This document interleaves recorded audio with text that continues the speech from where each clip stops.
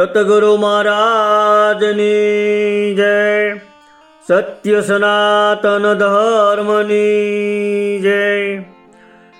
સર્વે સંતો મહંતો ભક્તો જ્ઞાની હંસો અને જિજ્ઞાસુ આત્માઓને વંદન સાથે જય ગુરુ મહારાજ। આજે રવિ સાહેબના એક સુંદર મજાના આધ્યાત્મિક ભજન દિલ દરિયામાં અખંડ દીવો રે, એ ભજનને મતિ અનુસાર સમજવાનો પ્રયત્ન કરવો છે અને એમાં જે કાંઈ નાની મોટી ભૂલ કે ત્રુટિ રહે એ બધી મારી છે, પણ આપ મોટું મન રાખી અને ક્ષમા કરજો। તો જોઈએ ભજનના શબ્દો। મુખડામાં રવિ સાહેબ શું કહેશે? દિલ દરિયામાં અખંડ દીવો રે, દેખ્યા વિનાનું મારું મનડું ડોલે રે, દિલ દરિયામાં અખંડ દીવો રે। અહીં ભજનના મુખડામાં રવિ સાહેબે મન સ્થિર ન રહેવાનું કારણ બતાવી દીધું છે। ભક્તિ માર્ગમાં મન સ્થિર કેમ નથી રહેતું એનું એ કારણ બતાવી દીધું છે। મુખડાનો અર્થ એવો થાય છે કે મારા હૃદયરૂપી દરિયામાં એક સતત પ્રગટતો દીવો છે,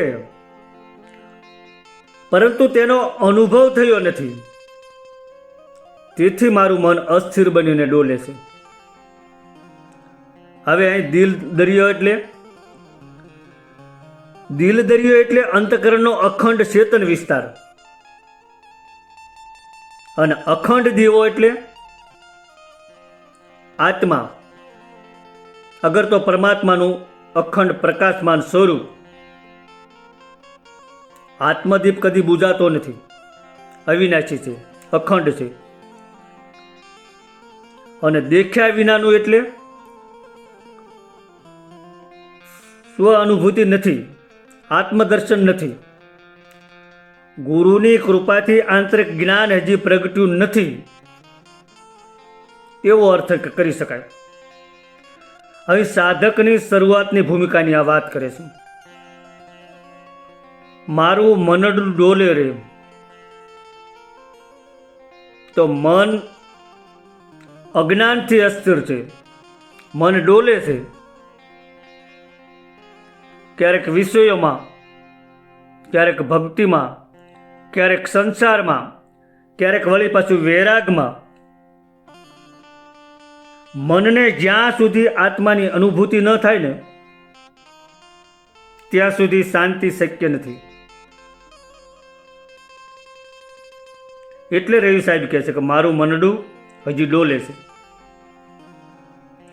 રવિ સાહેબ કહે છે કે અખંડ આત્મજ્યોતિનો પ્રકાશ છે, પણ એનો અનુભવ કરવા માટેની આત્મદ્રષ્ટિ નથી। આત્મજ્યોતિ અંદર અખંડ છે, પરંતુ આત્મદર્શન વગર મન સદાય ડોલતું રહે છે। માટે તું શોધે છે એ બહાર નથી, દીવો અંદર જ છે, અંદર જ સળગી રહ્યો છે। અહીં સમસ્યા અંધકારની નથી, પણ દ્રષ્ટિની છે। માટે મનને બહારથી અંદર વાળવાની વાત છે, તો એની અનુભૂતિ થાય, એવું રવિ સાહેબ કહે છે। હવે બીજી કડીમાં શું કહેશે આગળ કે ભ્રાંતુના ભરિયેલ ઓલા ભવો ભવ ભૂલ્યા રે, સદગુરુ વિના તાળા કોણ ખોલે રે, ઓરે મારગડે અમે આવતા ને જાતા, આનંદ ભર્યો મારા મનડાની મેળે રે, દિલ દરિયામાં અખંડ દીવો રે। ભજનની આ બીજી કડીમાં સ્વીકાર ભાવ વ્યક્ત કર્યો છે। ભક્ત જીવ સ્વીકારી લે છે કે પ્રભુ, હું ભ્રાંતિથી ભરેલો જીવ છું, જન્મ જન્માંતરથી ભૂલતો આવ્યો છું। હાચા સદગુરુ વગર આ અજ્ઞાનના તાળા કોણ ખોલી શકે? પણ ગુરુના માર્ગે ચાલતા, ગુરુના માર્ગે ફરતા હવે મારા મનમાં આનંદનો મિલન થયો છે।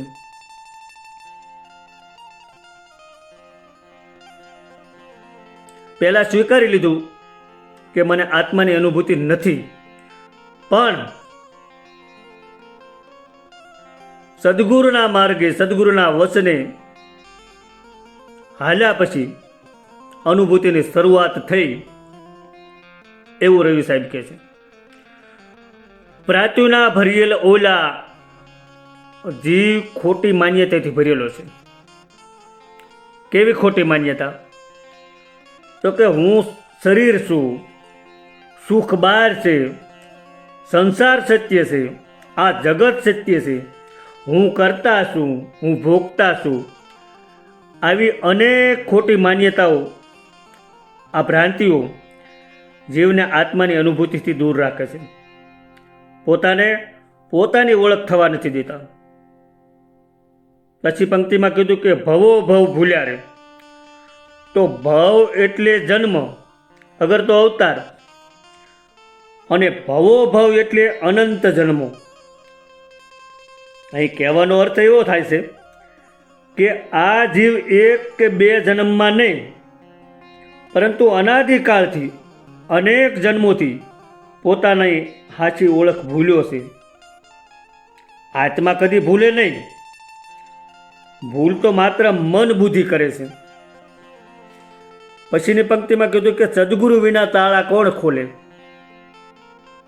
આ પંક્તિ આખા ભજનનું કેન્દ્ર બિંદુ છે. કારણ કે સદગુરુ વિના તાળા કોણ ખોલે, એવો પ્રશ્ન છે.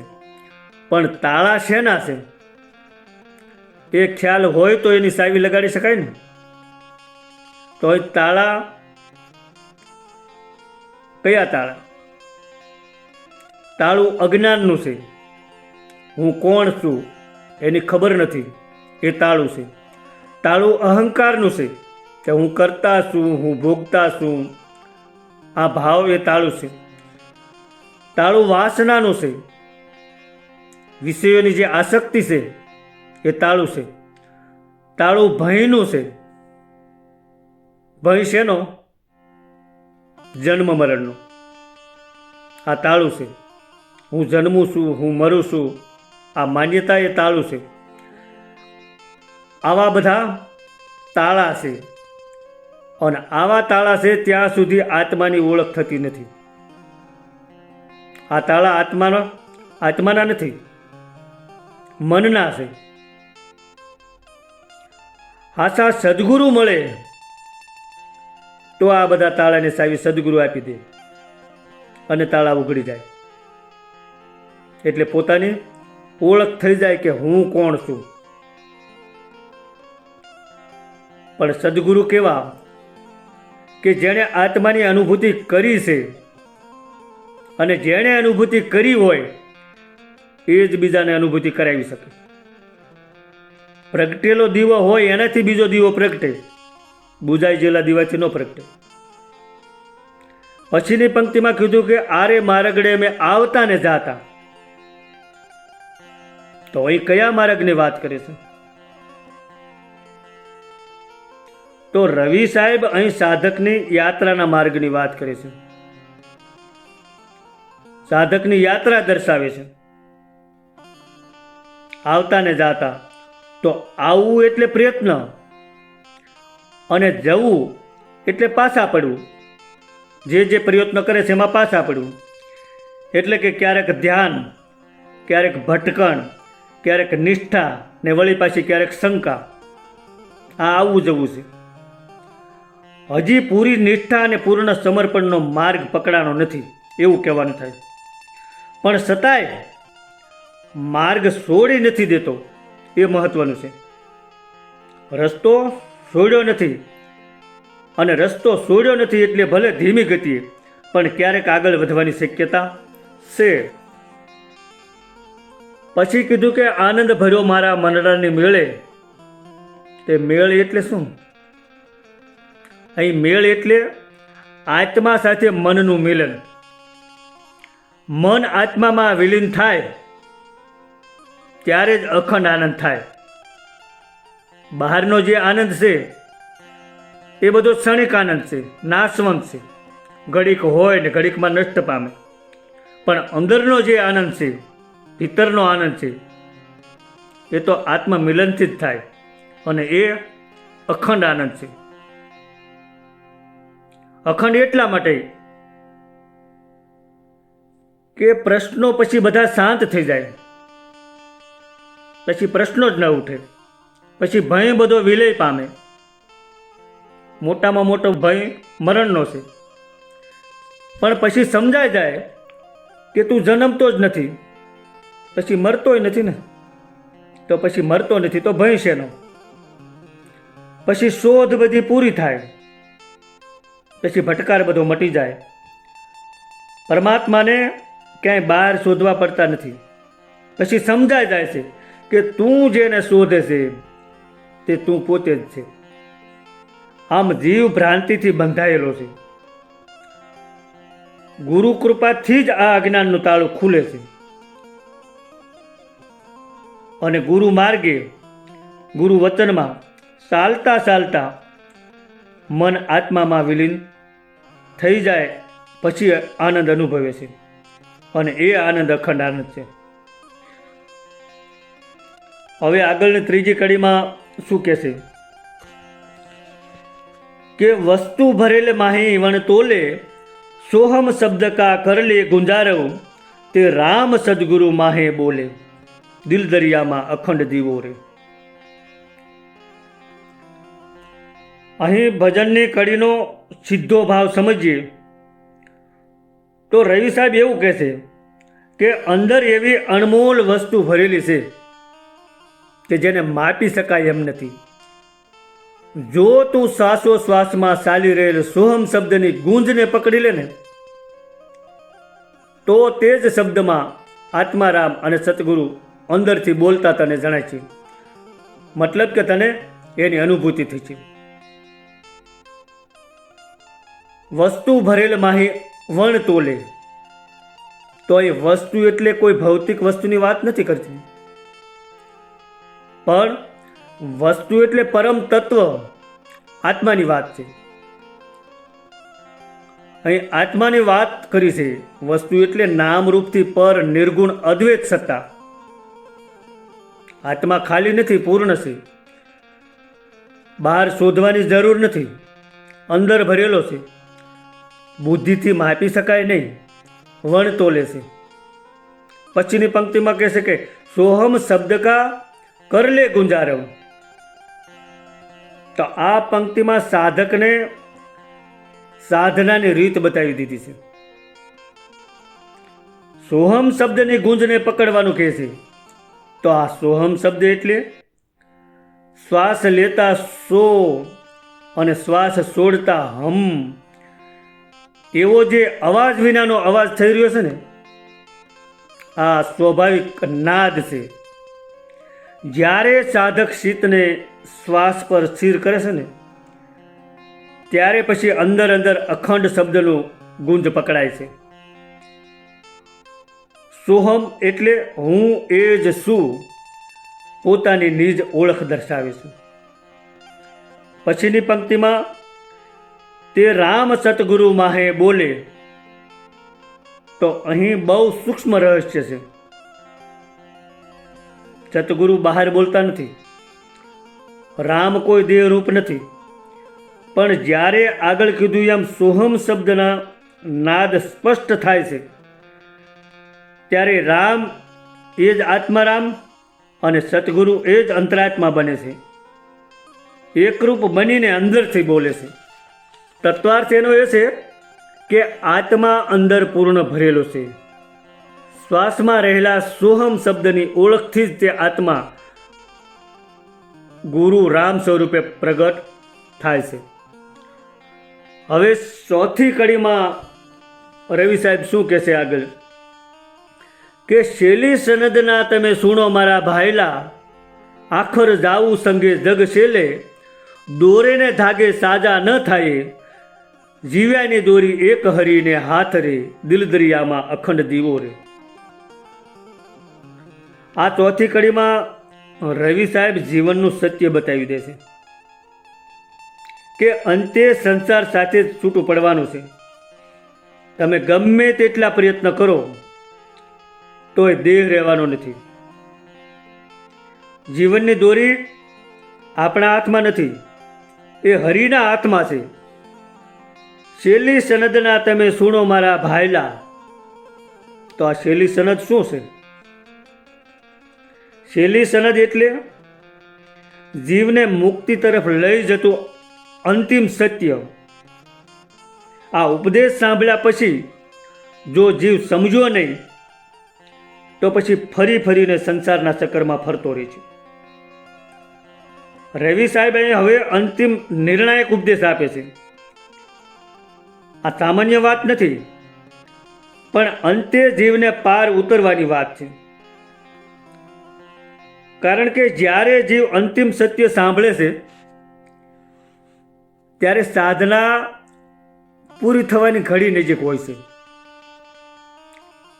અહીં ચેતવણીનો સૂર છે કે જોજે હો, આ છેલ્લી બાજી હારી ન જાતો. છેલ્લી સનદ એટલે આત્મજ્ઞાનની અંતિમ સત્ય ઘોષણા. આ પછી કશું બીજું કહેવાનું બાકી રહેતું નથી. કારણ કે આ જીવન મરણના ચક્રમાંથી છૂટવાની વાત છે. છેલ્લી સનદ એટલે એવું પરમ સત્ય જે જીવની ભ્રાંતિ તોડી અને તેને પોતાની આત્મ સ્વરૂપ તરફ ફેરવે. જ્યારે જીવ સમજે છે કે હું દેહ નથી, હું કરતા નથી, હું ભોગતા નથી. જીવનની દોરી હરિના હાથમાં છે, ત્યારે જીવનું બંધન છૂટે છે અને આત્મ સ્વરૂપમાં લય પામે છે. એટલે કે જીવ ભ્રાંતિ છોડે એ જ ક્ષણે આત્મસત્ય પ્રગટે છે. પછીની પંક્તિમાં કીધું કે આખર જાવું સંગે જગ સેલે, તો સંસારનો સંગ અસ્થાયી છે. દેહ, ધન, સંપત્તિ, સગા, માન, મોટાઈ આ બધું અહીં જ રહી જાય છે. એક પણ વસ્તુ સાથે આવતી નથી. જીવ સાથે જાય છે માત્ર સંસ્કાર, ચેતના, ઓળખ. એટલે આસક્તિનો ત્યાગ અનિવાર્ય છે. કારણ કે આસક્તિ બંધન જીવને છે, ભોગ અને ભય જીવને છે, આત્માને નહીં. પછીની પંક્તિમાં કીધું કે દોરીને ધાગે સાજા ન થાય. તો અહીં અંધશ્રદ્ધાનો છેદ ઉડાડ્યો છે. બહારથી દોરા ધાગા બાંધીને કોઈ વસ્તુ સાજી થતી નથી. આત્મિક સ્વાસ્થ્ય અંદરથી જ આવે છે, ગુરુબોધથી અને હરિસ્મરણથી. પછીની પંક્તિમાં જીવ્યાની દોરી એક હરીને હાથ રે. તો જીવન, મરણ અને ગતિ આ બધું પરમાત્માના એક જ નિયમમાં ચાલે છે. જીવનું કર્તવ્ય મિથ્યા છે. હું કરું છું એ અહંકાર છે, તે કરે છે એ સમર્પણ છે, અને કરનાર એક જ છે એ હરિ છે. અને હરિથી હું જુદો નથી એ જ્ઞાન છે. જીવનની દોરી માત્ર એક છે અને તે હરિના હાથમાં છે. મારો જીવ, મારો શ્વાસ, મારું આયુષ્ય કંઈ જ મારું નથી. કરતા માત્ર પરમાત્મા છે. પરમાત્મા કરતા છતાં અકર્તા જ છે. હા, જ્યાં જીવ સમજે છે કે હું કંઈ કરતો નથી, હરિ જ કરાવે છે, ત્યારે જ મુક્તિના દ્વાર તરફ ગતિ શરૂ થાય છે. હવે 5મી કડીમાં રવિ સાહેબ શું કહે છે કે જડી રે બુટીના જોર નહીં ચાલે, નિકર વૈદ તે કેમ મરી જાત રે. કુળ દાવો સોડ્યો મેં તો તમ સારું સાંભળા, મીઠો મેં રામણ મારે મોલે ન આવે રે, દિલ દરિયામાં અખંડ દીવો રે. આગળ વાત કરી એમ આયુષ્યની દોરી હરિના હાથમાં છે. જ્યારે તે તૂટે ત્યારે ઔષધ કે વૈદ્યોનું જોર ત્યાં હાલતું નથી. અને જો એનું જોર હાલતું હોત, એની કાર્ય ફાલતી હોત, તો ડોક્ટર કે વૈદ કદી મરત જ નહીં ને. જન્મ મરણ આપણા હાથમાંની વાત નથી. મરણ આપણા હાથમાં નથી. વશ્યનો જીવ પણ જન્મ મરણ આપણા હાથમાં નથી. મરણ આપણા હાથમાં નથી. વશ્યનું જીવન પણ પૂર્ણપણે આપણા હાથમાં નથી. એટલે હે શામળા, મેં મારી બધી ઓળખ, બધો અહંકાર, જાત પાત, માન અપમાન તારા માટે છોડ્યા. હવે મારે તારો પ્રેમ જ અમૂલ્ય છે.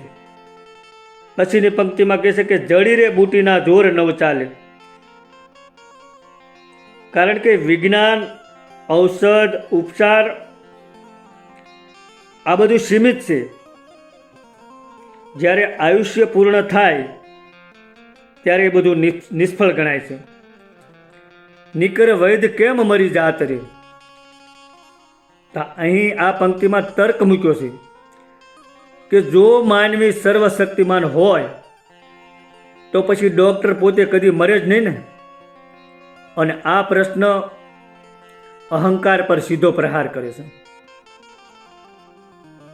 જીવન અને મરણ પરમાત્માના નિયમમાં છે. માનવીનો પ્રયત્ન એ સાધન છે, કરતા નહીં. અહીં 3 સ્તર દેખાય છે. અજ્ઞાની એમ કહે છે કે હું બધું કરું છું. સાધક છે એમ કે હું પ્રયત્ન કરું છું. પણ જ્ઞાની એમ કે કરનાર એક જ છે. પછીની પંક્તિમાં કીધું કે કુળ દાવો છોડ્યા મેં તમ સારું સાંભળા. તો કુળ દાવો એટલે અહીં માત્ર જાતિ નહીં, પણ હું અમુક કુળનો, હું ભક્ત, હું સાધક. આમ હું કોણની ખોટી ઓળખ. અને આ જે કાંઈ ખોટી ઓળખ છે એ જાય ક્યારે? સત્ય જ્ઞાન થાય ત્યારે આ બધું છૂટે છે. પછીની પંક્તિમાં કીધું કે મીઠો મેરામણ મારે મોલ ન આવે. તો મીઠો એટલે અતિ પ્રિય, મોહક. અને મેરામણ એટલે સંસારના રસ, ભોગ, સુખ, સંબંધ એ બધું મનને ભાવે પણ જીવને બાંધે, જીવ માટે બંધન કરતા. મન માટે મોજ કરતા છે પણ જીવ માટે બંધન કરતા છે. અને મોલે ન આવે એટલે કિંમતમાં ન આવે, ગમતું નથી, હવે સ્વીકાર્ય નથી. એટલે કે સંસારનો મીઠો લાગતો મોહ હવે મને હાસો લાગતો નથી. પણ આ થયો ભૌતિક અર્થ. આધ્યાત્મિક રીતે વાત કરીએ તો જ્યારે જીવ આત્મ સ્વરૂપની ઝલક પામે છે ને ત્યારે સંસારના વિષય રસ એને બધા કૃત્રિમ લાગે છે, ખોટા લાગે છે. ઇન્દ્રિય સુખ, માન, આદર, સંબંધનો મોહ, હું અને મારુંનો મોહ, આ બધા ખેલ, આ બધું જીવને મીઠું લાગે છે. પણ ક્યાં સુધી? જ્યાં સુધી આત્મરસનો સ્વાદ સાખ્યો નથી ત્યાં સુધી. આત્મરસનો સ્વાદ સાખ્યા પછી સંસારની બધી વસ્તુઓ અને બધા વિષય રસો ફીકા લાગવા માંડે. રવિ સાહેબ એમ નથી કહેતા કે મેં બધું છોડી દીધું. છોડી દીધાનો દાવો નથી કરતા, પણ નિર્મળતાથી એમ કહે છે કે હવે એ બધું મને ગમતું નથી, ખોટું લાગે છે મને. હવે મારે સંસારની મીઠી માયા નથી ખરીદવી. મારે તો સત્ય, ગુરુ અને પરમાત્મા જ જોઈએ. હવેની છેલ્લી કડીમાં રવિ સાહેબ કહે છે કે રવિ સાહેબ ગુરુ ભાણને પ્રતાપે ખેલ સુકે ફરી નવ ફાવે રે, દિલ દરિયામાં અખંડ દીવો રે. રવિ સાહેબના દીક્ષા ગુરુ ભાણ સાહેબ છે. સંતવાણીમાં જ્યારે કવિ પોતાનું નામ બોલે અને એની સાથે ગુરુ શબ્દ જોડે ને ત્યારે આત્મકથાત્મક બની જાય છે. રવિ સાહેબ કહે છે કે મારા ગુરુ ભાણ સાહેબના પ્રતાપે આ સંસારનો ખેલ હવે પૂરો થાય છે. ગુરુ પ્રતાપે એટલે ગુરુ કૃપાથી પ્રાપ્ત થયેલી જ્ઞાન દ્રષ્ટિ. ભાણ સાહેબે કંઈ આપ્યું નથી, પણ જે અંદર હતું એ જ દેખાડ્યું છે. જ્ઞાન દ્રષ્ટિ આપીને નિજની ઓળખ જ કરાવી છે, બીજું બહારથી કંઈ આપી નથી દીધું. ખેલ સૂકે ફરી નવો ફાવે, તો કોનો ખેલ? કયો ખેલ? તો સંસાર એટલે સુખ દુઃખની દોડ, અહંકાર હું કરું છું, ઓળખ કુળ કે જાતની ઓળખ, નામ, ભ્રાંતિ કે હું દેશ, હું કરતા છું, હું ભોગતા છું. તો રવિ સાહેબને ગુરુ ભાણ સાહેબની કૃપાથી આ બધું સાચી રીતે સમજાઈ ગયું, એટલે હવે ફરી ફસાવા પણ રહ્યું નથી. અહીં રવિ સાહેબ પોતાના અનુભવની સાક્ષી આપે છે કે તેમના ગુરુ ભાણ સાહેબની કૃપાથી સંસારનો ખેલ, જન્મ મરણનો ખેલ હવે સમાપ્ત થયો, ભટકાર બધો મટી ગયો. હવે મન ફરી ક્યાંય ભટકવાનું નથી.